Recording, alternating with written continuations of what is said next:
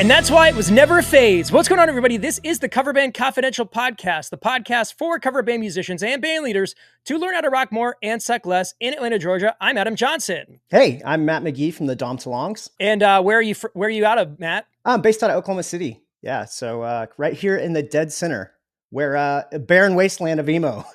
Very nice. So Matt agreed to hop on this week and co-host with me because Dan is at Disney with his crew. So I was looking for topics to go over, and Matt actually was at the top of my list.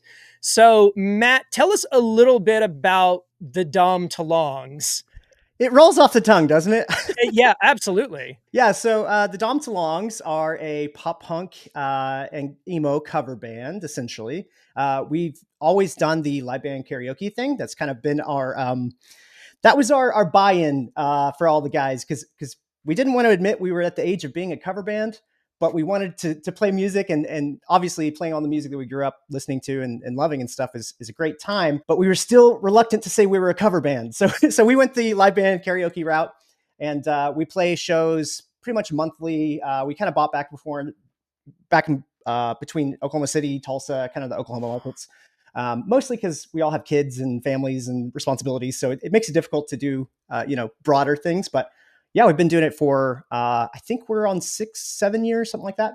Been Nice. a while. Didn't start where we're at today, where it's much larger production today, but started, at the beginning, kind of playing on floors of venues after shows, that kind of thing, and built up a big enough audience where we're playing kind of mid-tier rooms now. So it's been a fun ride. So do you guys do shows with a vocalist, or is it just the karaoke thing? The way we kind of format ours, we'll have a host every kind of show. And so we kind of rotate through local bands, kind of lead singers, people that are familiar with the stage and comfortable being on there, and, also have a little bit of vocal chops, because with karaoke, as you know, let's say not everyone can keep up with the words or whatever it is, right? Like there's all kinds of different challenges to the karaoke thing. So it's nice to have someone up there that also is familiar with the songs that can kind of help guide along the way as needed. And before we go any further, the name is, of course, a play on words, because Tom DeLonge is the guitar player vocalist for Blink-182, and you guys are the Dom Telonges. Yeah, you can see I'm a bit of a fanboy back here. I've got a couple Tom DeLonge strats back there. So yeah, this whole when we were young emo thing, pop punk is like right up my alley. I was in the prime kind of demographic whenever this stuff was coming out. So Dom Telonge comes from me and my friends have had a group chat for, I don't know, 15 years or whatever. And my avatar was always the Dom Telonge logo from Take Off Your Pants and Jacket upside down. It was his picture, and we always called it the Dom Telonge. And when we first started karaoke, we didn't have a band name. We were just like, we're just going to do this karaoke thing. And the guy was like, no, you need a band name if I'm going to put you on a flyer.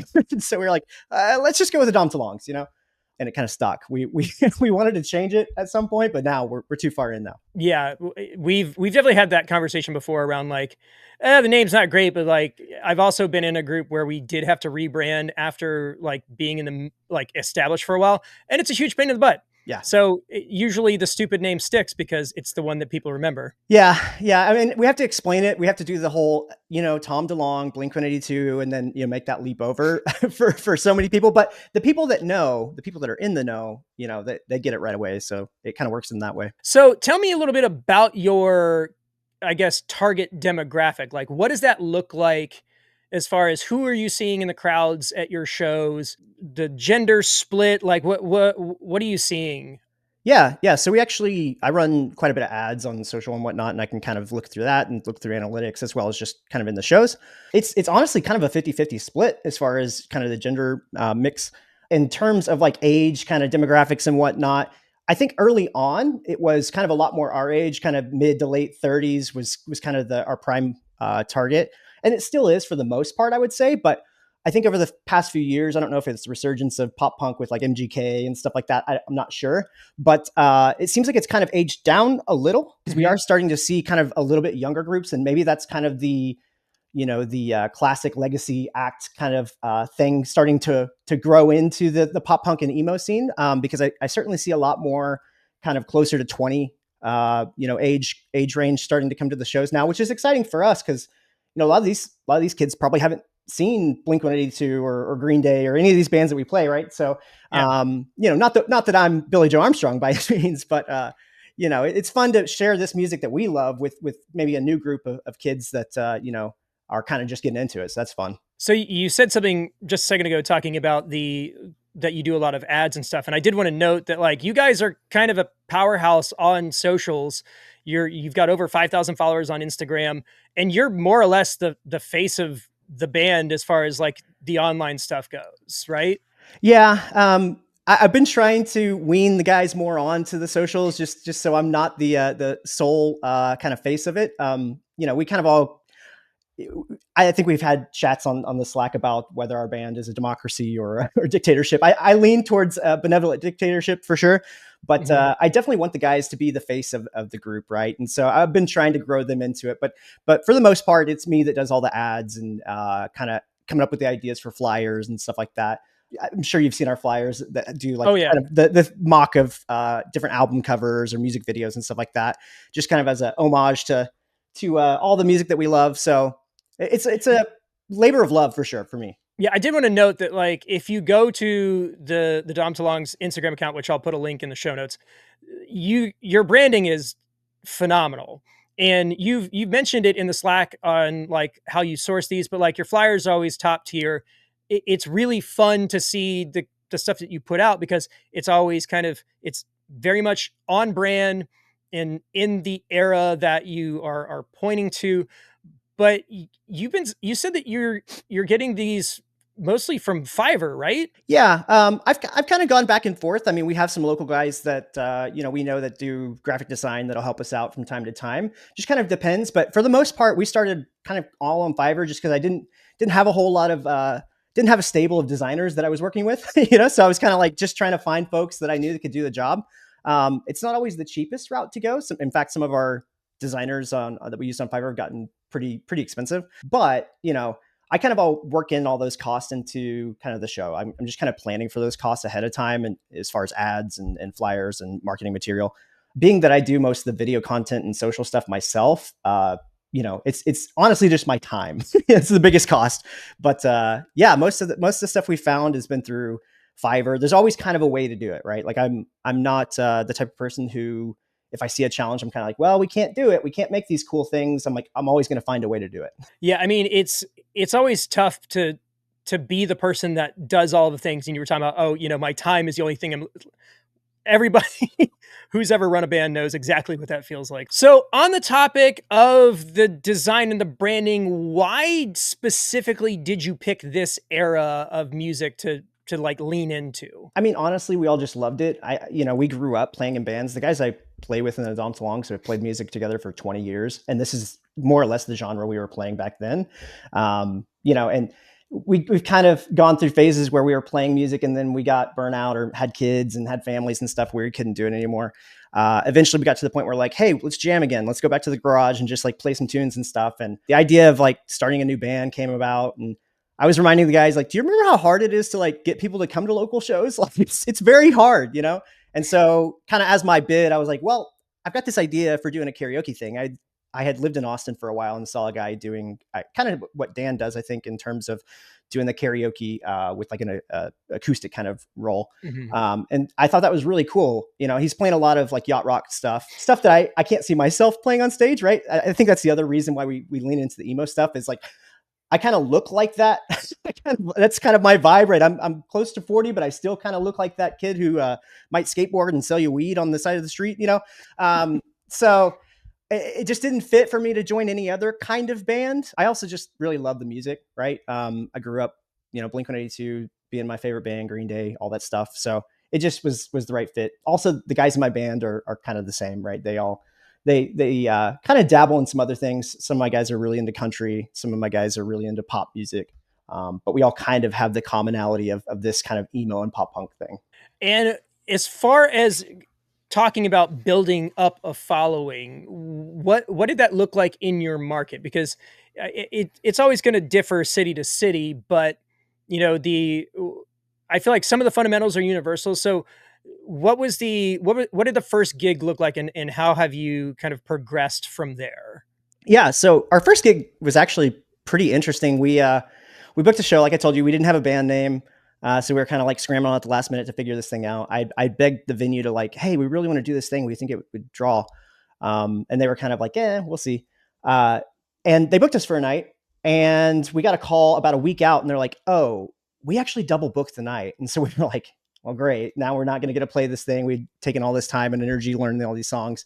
And he said, well, there is some good news. The show that we booked is Bowling for Soup. And so we were like, okay, this could maybe work, and he said, well, they're going to be loading out after the show, but what if we put up the curtains and you guys played on the floor at the venue? And so that's what we did. Our first show was we played on the floor with iPads and doing the karaoke thing on the floor with everyone else, which was going back to my, punk and pop punk roots. Like that's what shows used to just kind of look like. So for me, it was normal, yeah, we started there. And honestly, was probably a really good thing for us early on because we had all of that leftover crowd from Bowling for Soup that just kind of hung out afterwards and were getting drinks and they saw what we were doing. So they were like, great. As a side note, Jarrett came on after Bowling for Soup. Once they saw what we were doing and we were playing like songs, he came up, he's like, hey, can I sing American Idiot? And so we sang American Idiot with Bowling for Soup that night. So it was really fun. Yeah. So that's kind of how we started. And then over the past, like I said, we've been doing it quite a bit at a time now. So it's kind of ebbed and flowed in terms of like marketing and stuff. That's really why I started doing the marketing push towards kind of social and trying to get the ads going, trying to get, flyers and doing the branding thing. If you notice, we call it emo karaoke. Much of what we play, I would consider honestly pop punk. Right. But we found that the branding of emo just tends to work better, and at least in our market. People kind of relate emo to, anything from Blink and Paramore to like Evanescence and Linkin Park and all kinds of stuff. It's kind of an umbrella term, I think, for a lot of people. So we did that. And now we're kind of like at a steady, we do 200 to 300 a night kind of crowd, which is kind of, I would say 60-70% is kind of our diehards who are at every show. And then we've got kind of a rotating, maybe 30 or 40% that kind of come new each time. I would love to like capture, all of them and pack the room every single night. I think with karaoke, and we've talked about this a lot, karaoke may be one of those events where it's like you may go once or twice a year for some folks who, are just kind of into the nostalgia night or something. But the folks that really want to get on stage and sing, they're at everyone. Yeah. So, and kind of going back to the beginning, how many songs did you start with? We started with, I think, 25. Okay. So it wasn't a huge list. Part of that was because we knew, we're only going to have like an hour or two after Bowling for Soup. So let's just learn. And it was mostly like stuff we already knew, right? Like we all grew up playing Blink and Green Day and, some of this stuff. So we added like some Paramore and stuff like that we knew people would want to sing. But it largely started with stuff we knew, like my bass player may know a Bowling for Soup song, for example, or something like that. And so we just kind of added that to our repertoire. And at this point, we're up to like 75 songs. And we tend to stick with most of what we've got, but we do add new stuff from time to time or swap things out that aren't quite getting picked as often as we'd like. We try to keep it somewhat fresh. But obviously with that amount of songs and the rehearsal time it takes, there's some staples on there that won't move. Yeah. What would you say those are? Like, what is the Don't Stop Believin' of pop punk karaoke? Oh man, that's a really good question. Black Parade, probably. Like it's Bohemian Rhapsody, right? Like that's what it is. So I think that's largely probably that. A lot of the Paramore stuff always gets picked. All the small things, stuff like that. I would figure it would be like I'm Not Okay or Helena, like some of the bigger ones, but I get it. Certainly, I'm Not Okay is no sleeper. So we won't ever remove it. Yeah, when we did the Warped show, and honestly, this is me asking just purely for selfish reasons because I've got this pet project of this pop punk thing that I've been trying to get off the ground, and so this is just helping me figure out where to go next. No, let's brainstorm because I'm always trying to think of new songs and stuff like that.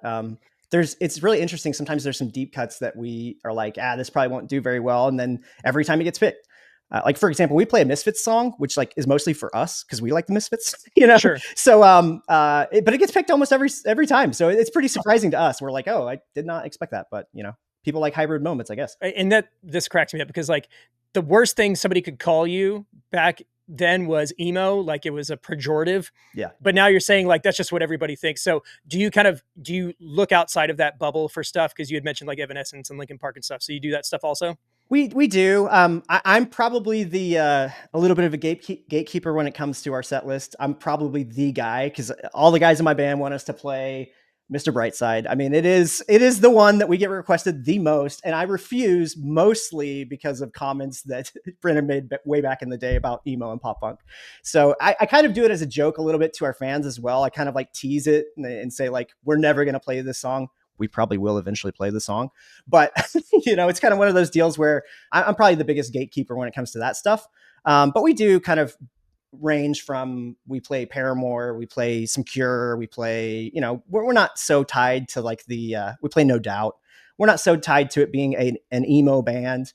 We're just kind of like, if you qualify for the music that was played at the Warped Tour, or if you've toured with someone that's a pop punk act or an emo act, like we're probably gonna, consider it. Yeah, that was part of the reason why I made sure that Warped was in the name, because if you look at the list of artists who have done Warped Tour, it is all over the place. Yeah, because you've got your staples like NoFX and Pennywise, but you've also got Katy Perry and Eminem, and like, yeah, it covers so much ground, because initially it was just, hey, this is weird.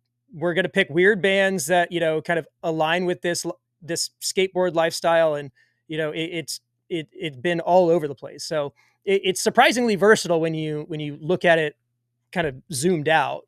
Yeah. It's really, you're really smart branding. As far as the live band karaoke system, what are you guys doing as far as signing up, hosting, lyrics, playback? Because you've mentioned a couple of things that most of the guys in our group are not doing, regardless of whether it's karaoke or not.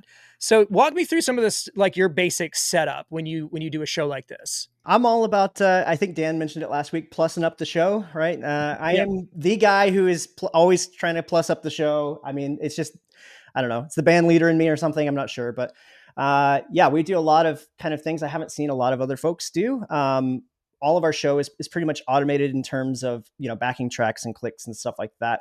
I wouldn't say we're like super backing track heavy. But obviously if you play Metro Station or something like that, like you kind of need that synth in the background, Paramore as well, some of that stuff. It's surprising how stuff is kind of in there, because as we were going into the material, like, oh, there is tracks on this. Even like you don't normally hear that stuff, but even on Jimmy Eat World and in Paramore, yeah, you're hearing a lot of keys, you're hearing a lot of like samples and stuff, but it's just buried in the mix under all the guitars. So yeah, we use all those tools. We use, as far as like the backing tracks, like I said, all of our stuff is automated. I actually do have auto tune on the vocals, so if our lead come up, we do have that automated to the keys of the songs, including like key changes and stuff like that. We're running everything through QLab, which is more of a theater and Broadway kind of a tool, but it works actually pretty great for what we need. I'm kind of in the process right now of potentially moving over to Ableton, but it's just kind of a long slog to get it there. But QLab works great for us because we can do all like the MIDI changes, we can do all the clicks and backing tracks and audio routing stuff through the Behringer mixer and whatnot. We do obviously the in-ears. All of our stuff is pretty much wireless. We try to keep it as clean on stage as possible. And then I think kind of some of the cooler stuff is, we have projectors on stage. So we'll play music videos that are synced, to the backing tracks and the clicks for us. So when we're playing All the Small Things, you get all the Small Things video. Whenever we're playing Paramore, you get to play in front of Paramore, right? So it's been little things that we've added over time like that. As far as like sign up, I'm actually a software engineer by day. So so that's where a lot of this kind of dreaming comes from and this planning and stuff. So I actually wrote an app that does all of our karaoke signups. So we basically put up QR codes at the beginning of the night and people scan them. We wait until kind of the opening band is finished to open up signups so that we kind of crowd the room with a bunch of people and have, enough signups. And then, we kick off the show. All of us on stage, we have our phones kind of on our mic stands and we can see who's up next.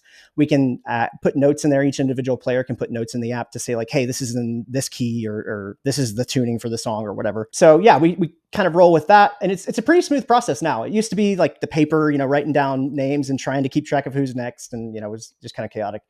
But at this point, the app really saves us. The other thing we built in recently was like a tip to skip button, because we do have, like I said, our rooms are 300 plus at sometimes, and it gets really competitive. And so folks that don't want to wait, an hour and a half to get to sing their song, they can tip us, tip the band, and they get to skip to the top of the line, kind of like the, touch tunes or whatever, karaoke or the jukeboxes. Nice. And as far as the lyrics and stuff goes, is that also automated? Is it like a video or? Yeah, we do the video. That's part of the reason why I was considering moving to Ableton, was so that we could do like the lyrics track thing. But so far our machine's been rock solid. So I'm kind of like a little hesitant to change, So I do see some new features and stuff on AbleSet, and I've played around with it quite a bit to, kind of see if it's worth moving to. I think the largest thing I'd be interested in is expanding the player's notes section and being able to have those lyric screens for each individual. I've seen your teleprompter, and I've been down that road too. I'm like, I want to create that so I can have the stage prompter for at least, both sides of the stage, so that our bassist and guitarist on the other side, and I can have a little bit of a cheat sheet. When you're playing that many songs, it's easy to forget. So I've got a live band karaoke gig on Friday, and we haven't done it with having the floor monitor, display. And my thought was, am I going to go through the presentation software that I normally use, which is ProPresenter, and change the orientation on everything? Or am I just going to use the band helper output that I've been using with it, with a foot switch, because there's not as much work to do, Sure. at least in a situation like that. So the systematizing of live band karaoke is something that I am particularly interested in, because there's a lot of stuff that we've got to kind of make decisions on. Yeah, there's certainly a lot to do. And like I said, maybe it's being a software engineer. I like creating systems. I like creating little, compact things. This is how this thing works. I have templates for all of our track making and stuff like that. It still takes a long time, but without having those templates, it's almost impossible. It's just, I don't have the amount of time that it takes to make it happen. All right, so let's talk about gear for. Let's get into the guitar stuff, because we're guitar players. Like, what's your primary instrument of choice for a gig like this? So I kind of switch off between. I have a Fender Duosonic. That's kind of like my main, guitar that I play most times. Mostly just because I don't want to trash all my good guitars. It's like, because I am a little bit rough whenever I play. Like I'm instruments are made to be played kind of person. I have that. I've got the double cut back there, Les Paul, that I'll play. Those are kind of my primary ones, just because I've played them for so long. I don't mind if they get kind of thrashed a little bit. I do bring out the DeLonges occasionally, just for fun. And then I've got Telecaster, which is like a modern player Telecaster, I think, from like 2010 or something like that. Yeah, that's kind of my main rig. I've got a massive pedal board with stuff on it that I honestly don't need, but it's just hard to break that habit when you grow up playing, and having a bunch of stuff to tap dance on. But I'm mostly playing through like a Rat, and Plumes is kind of like my main tone. And then I've got we actually play completely ampless, so we're using a HX Stomp like in the box, to where we just kind of route all through that. We are in the process of moving to the Quad Cortex. I've got one. Yeah, it's been really great, and I'm kind of getting to the point where I want to have less on stage, and so part of that is getting rid of the pedal boards. And so right now we're kind of using the HX Stomp to its limits, because we actually run stereo. So I've run both of our guitars through one HX Stomp, and we just have a clean channel on the HX Stomp, and it's worked great for as long as we've done it. But I'm kind of getting to the point where it's like, I want to have everything automated. I want to have all the effects automated. Again, it's just one of those things where it takes a lot of time. So we'll get there probably in the new year, but yeah, in the process of that right now. Any interesting like effects that because I feel like some of these bands have like very specific sounds, and actually Paramore was the one that jumped out at me. Are you using like the whammy sound for like all of that stuff? And Yep. So on my pedal board, I've got Digitech Whammy. I think it's the Whammy 5. I've got some trim pedals. I've got a pitch shifter, like the PS5, I think it is, where you can do like the momentary pitch shifting thing. I do that for like at the end of the solos and stuff like that. Obviously, we're just down the street from like a lot of great pedal companies here in Oklahoma City. So like Robert Keeley's here, Oh wow. Walrus is here, Old Blood Noise is here. We've got like they're all here because they all worked for Robert, right? And so yeah, we've got a bunch of pedal. In fact, I'm wearing a Walrus shirt right now. But Nice. yeah, I've got kind of like things that they're just ear candy to me things, but there are obviously some songs that kind of require that. Like the Paramore stuff is a lot more kind of like, I don't know, synth rock type sounds, right? So you get some of that. Reverbs, delays, stuff like that. Pretty standard stuff, honestly. Nothing too crazy.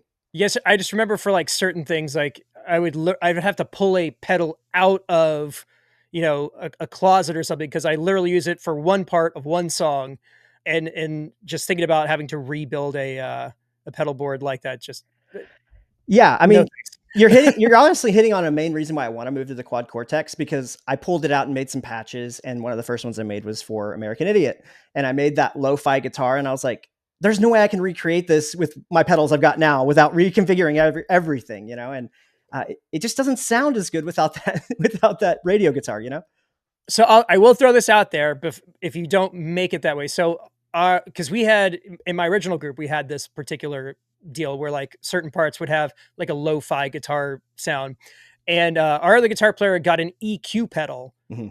that literally just had like, I don't know, it was a particular notch turned all the way up and everything else turned all the way down, and that was our cheat for parts like that. But Yeah, it's such like a niche thing, right? It's like you need it one time. You need it like one or two times for a lot of these sounds, and I'm like, yeah, that makes the quad Cortex look really appetizing, So that's kind of why we're going that route. But yeah, I have played around at times. I just don't have enough space on my board anymore, and I'm tired of carrying around this heavy. I've got whatever the biggest, not the biggest, but largest that seems reasonable size pedal trains is. I have the biggest. It's currently a coffee table Yeah, in my office. I had to get rid of it. It was too much. Yeah, it's massive. Part of it too, part of going the ampless route is like saving my back, because I've got some oranges back there. I've got Yeah, stuff, right? But I don't like to carry it anymore. My back doesn't like it. for sure. Especially if you're carrying all the other stuff that goes along with your AV setup and all of that. Right. The next thing I wanted to get into, because we can talk about nuts and bolts and the way that the band works or whatever, but ultimately the conversation I wanted to have was around this genre of music, because I've been doing this for a long time, and like you were saying, you guys have been doing this for a while. And to me, it feels like this particular era of music is the next like nostalgia wave.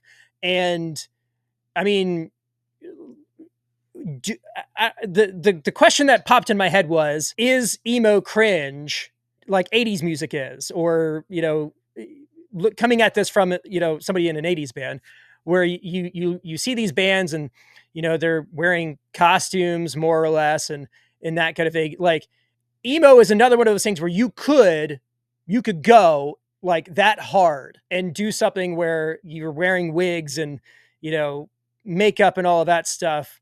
So, what are your thoughts on the genre kind of for nostalgic purposes, and how the audiences receive that kind of stuff? I mean, if you asked me if it was the first time I've been called cringe for listening to emo or pop punk, I would have to say a resounding no, right? Like I grew up in high school with this stuff, so I was not the most popular in high school and whatnot.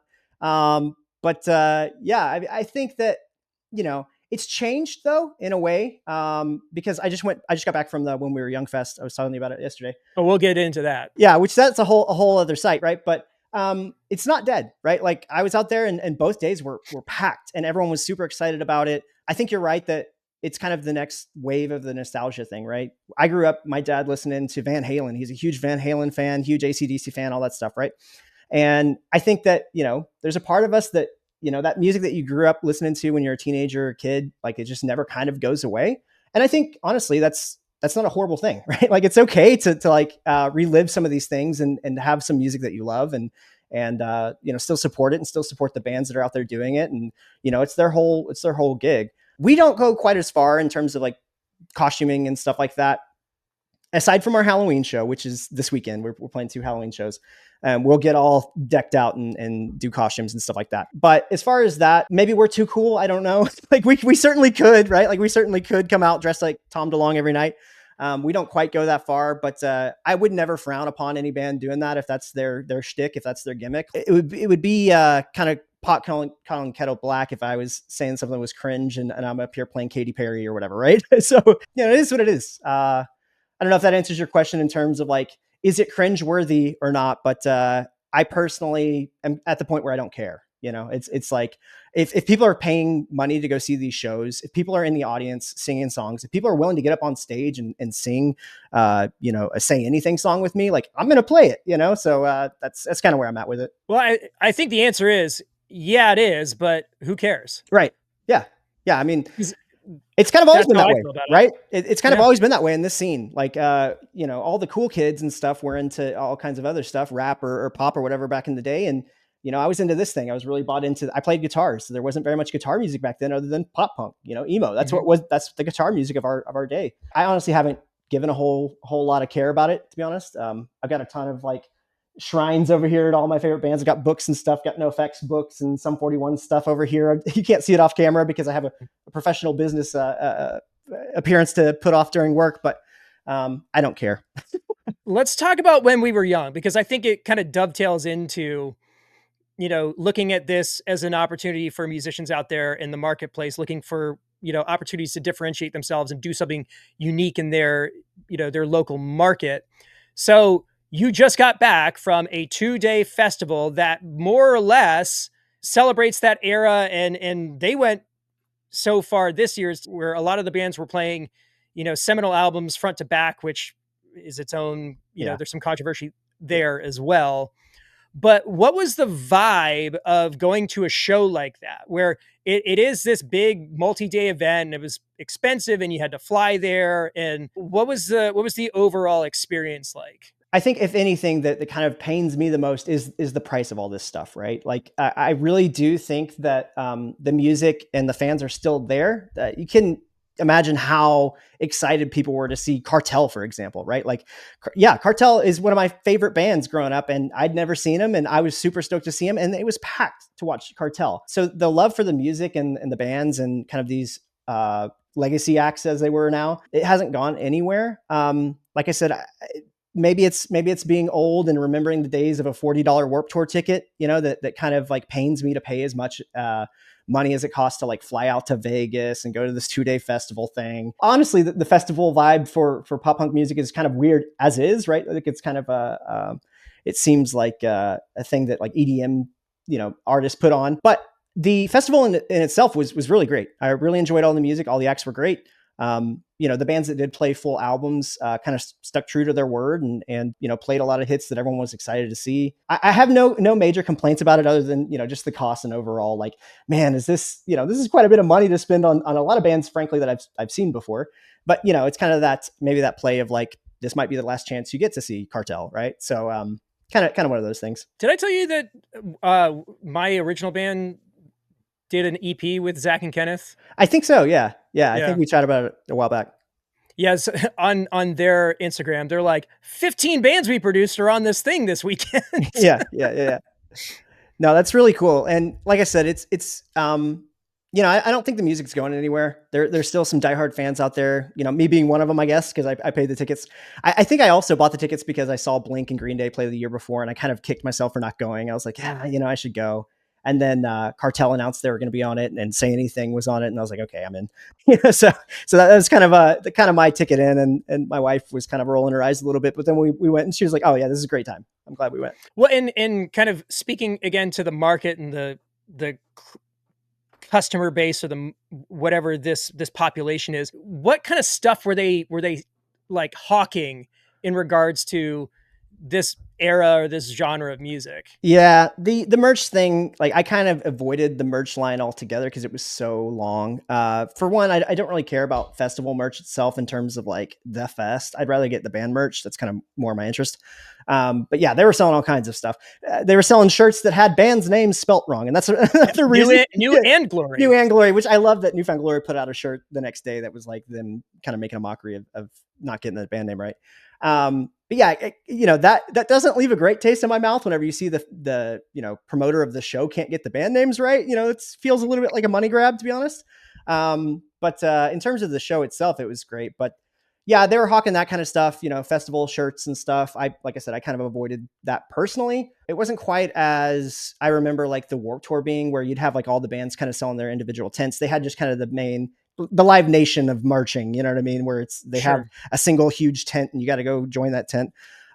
So it kind of, that stuff kind of leaves a little bit of a bad taste in my mouth.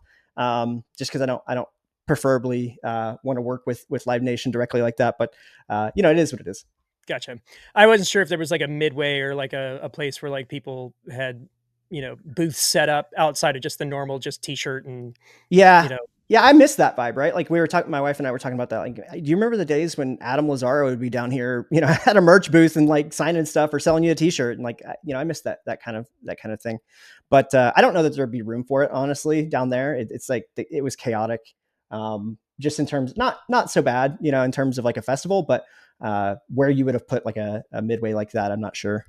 interesting. I'm curious to see how the reintroduction of Warp Tour next year affects this particular Yeah, festival, because I mean, they basically were filling that gap, and I don't know. It seems like a strategic move on whoever's part to kind of reclaim that market share yeah, that, they unintentionally or intentionally, got rid abandoned. of, Yeah, or yeah, yeah. it's a good way to put it. Funny thing is, actually, I went to the punk rock museum on Saturday, the day before I went to the fest, and Kevin Lyman was there giving tours, and Yep. so people were asking him these questions like, "Hey, who's going to be on it?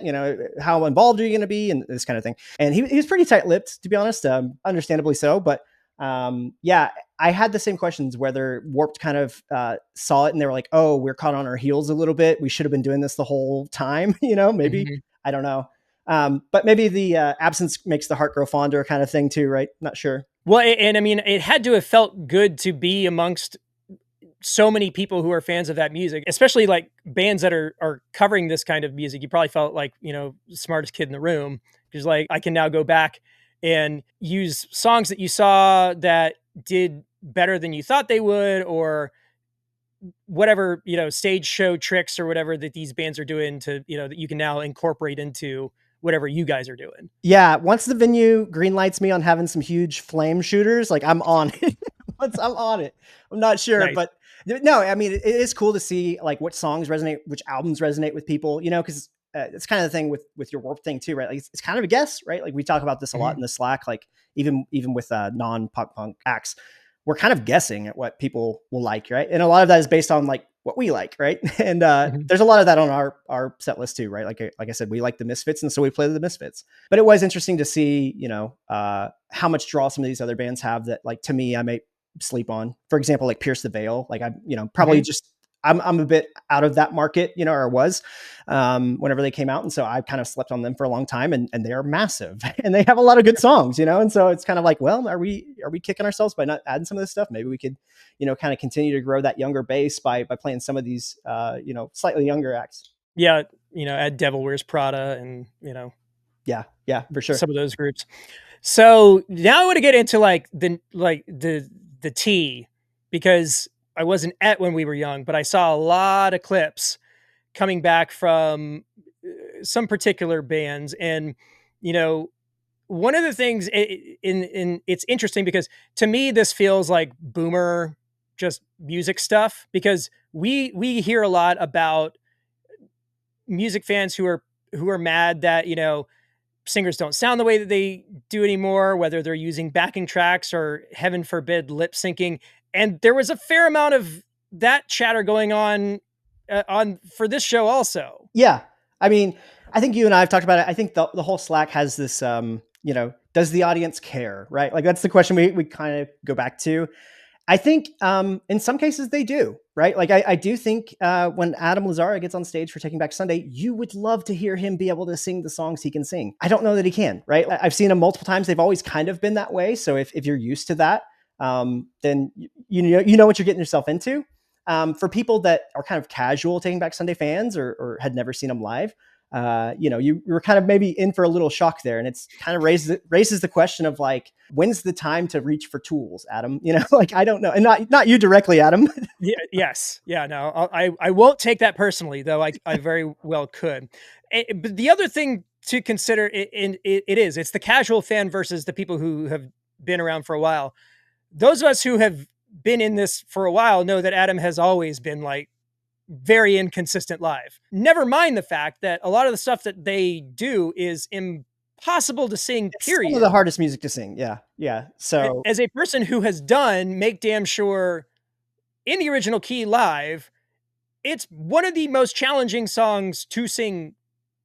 End of sentence. yeah, I think for most of us that have been along for this whole ride, yeah, I kind of wish they would just drop the key, right? Like, just drop the key, give them a chance, give them a fighting chance. I don't know whose decision it is on their team that refuses to do that. But like I said, I've seen them enough times to know what I was getting into. So for me, it was kind of like, okay, it's fun to sing the songs the way I remember them, right? So, it's kind of one of those deals. But there are other acts, that I think there were some accusations of some auto tuning and some maybe lip syncing going on and stuff like that. And going back to does the audience care? I couldn't see many people that cared.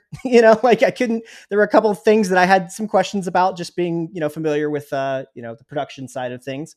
Do I care? No. Do I care that We the Kings comes out with a bunch of backing tracks? Not at all. Not at all. I don't care. Do they sound good? Yeah. So, if people are having a good time and enjoying it, I think the rest of it is kind of maybe just gear talk for us, right? It's kind of we get in our own heads for musicians in terms of like, whether things are appropriate or not. So you're not mad at Craig for lip syncing half of Chiodos' set?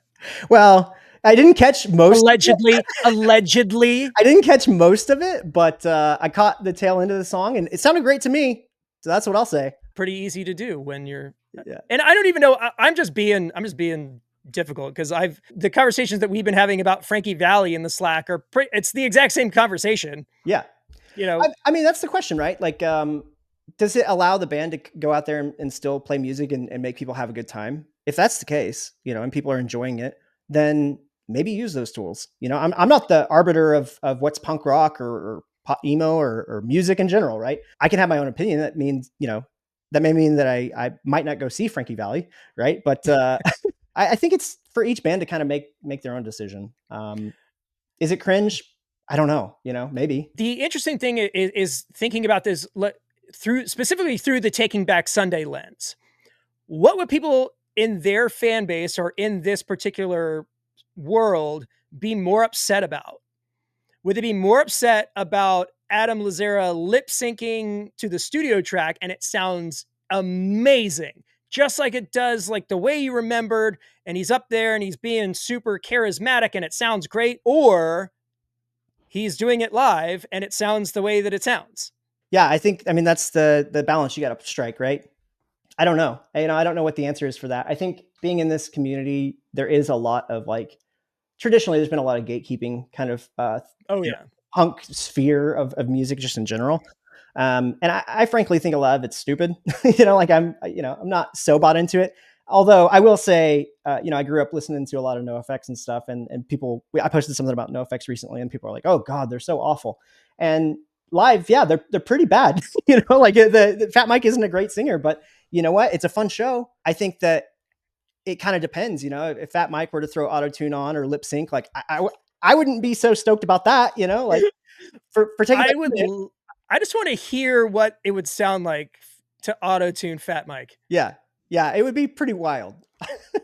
I mean, my hunch is there may be some subtle auto tuning going on in the albums for sure, but if you came out with like a T-Pain vibe, yeah, that'd be pretty interesting. But yeah, I think there's no time to do it now. It's over for sure. It's done, right? It's done. Yeah. But yeah, I go back to that. It's like maybe a case by case scenario. Maybe it's my favorite bands. Like I'll kind of overlook it. Maybe if it's bands that I'm kind of a casual listener, I see them lip sync again. I'm kind of like, not for me. Yeah, it's just been the most in focus thing recently is a lot of these bands kind of coming back, and even like seeing My Chemical Romance, doing the Black Parade. I know that there's a lot of folks that were really stoked about that, and it sounded like the band sounded great, but as vocalists age, some of that stuff is going to fall out of their ability. And I mean, Gerard is creative enough where he can adjust the melody lines and everything still works, or just let the audience sing it. Mhm. The one thing that kind of cracked me up is a lot of the reviews that I saw. There was like a particular checklist on whatever band was playing, and it was, did I see crying in the crowd? Yeah. Whether it was like a check or like a red X. And there was a lot of check marks, specifically during, MCR's set. Yeah, I mean, it's kind of in the name, right? The emo stuff, right? Like people do get emotional seeing these acts, especially if there's, you haven't ever seen My Chemical Romance. It's a pretty eye-opening thing, right? Like it's like especially if it's one of your favorite bands, it's pretty emotional up there. There's a lot of dust in the air, I think, during some of these sets, especially for folks like me. Like I said, I love Cartel, and I'd never seen them. Me and my wife looked at each other when we were singing. Like honestly, we're like, I can't believe they were seeing this right now at our age. It's kind of one of those moments. So yeah, I mean, I don't know that I shed many tears myself. I wouldn't admit to it, at least, right? But yeah, it was a good time, man. It's just fun to see people still kind of caring about this music, right? Hey man, I'm not above saying that, if you catch me at a Jimmy Eat World show, I'm going to be in my feels. Yeah, that's us too. We're huge They, Jimmy Eat World fans over here. they play anything off Futures, like I'm toast. Like that's Yeah, yeah. And there was some conversation about that too, where people were like, Jimmy Eat World really brought the mood down on the main stage right before, I think, A Day to Remember played after them. Which, like, I get kind of the juxtaposition of like A Day to Remember and especially Bleed American, but yeah, I think that's the other thing too with this genre is like it is pretty broad, right? Like I said with the term emo, like you can fit almost anything under it, So there was Millionaires played and stuff like that, which is kind of like the party, it's like a club music almost, But did you see the ASL translator 303? for 303, but specifically for Millionaires also. Oh no, I did not. Oh man, they were putting her to work. Yeah. The lyrics on those songs are absolutely just bonkers. Unhinged. Yeah. If you don't know what we're talking about, you should look them up, or don't. Do or don't. You might be upset. Yeah. It is upsetting. At your own peril, I suppose, right? Yes. It wasn't like I Set My Friends on Fire was playing or anything. Yeah. But no, it's I had a blast. Like I don't know. I'll see what the lineup is for next year. Maybe I'll go again. Maybe I'll try the Warped Tour thing. We'll see. I don't see myself in the next year, getting over the bug that is emo and pop punk. So we'll see if I'm out to another one. Fantastic. All right, Matt, thank you so much for taking time out of your busy schedule to have a conversation with us. If people wanted to find out more about you or the Dom Telonges, how can they find you? You can check us out on Instagram at the Dom Telonges, DOMTELONGES, just like it sounds. Yeah, you can find us there, and you can find me in the Slack. If you have any questions about how we do karaoke or emo music, or just want to chat guitars and gear, I'm always up for that. Well, Matt McGee from the Dom Telonges, thank you so much for joining. And the only other thing I wanted to throw out there for the people listening is if you are based in the UK, I am coming to specifically London and York and possibly the surrounding areas the first week of December. So if you are a UK listener, I know that we have a fair amount of them. Hit me up, coverbandconfidential@gmail.com. Where should I go? Are you going to be around? Let's schedule a meetup or whatever. But just wanted to throw that out there for anybody, so I can start planning, because I've got this trip to. I've got basically a week of time while my wife is doing a work thing to explore. So I want to get in as much as I possibly can. Anywho, for this week, I think we'll go ahead and call it. In Atlanta, Georgia, I'm Adam Johnson. I'm Matt McGee here in Oklahoma City. And you've been listening to the Coverband Confidential podcast for the week of October 25th, 2024.